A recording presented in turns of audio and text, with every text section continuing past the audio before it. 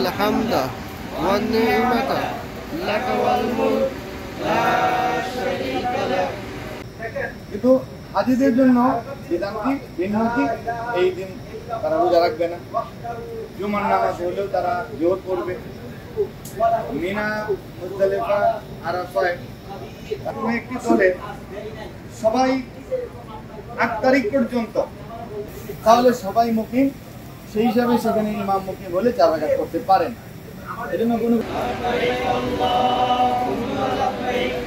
لبيك لا شريك لك لبيك إن الحمد والنعمة لك والملك لا شريك لك لبيك اللهم لبيك।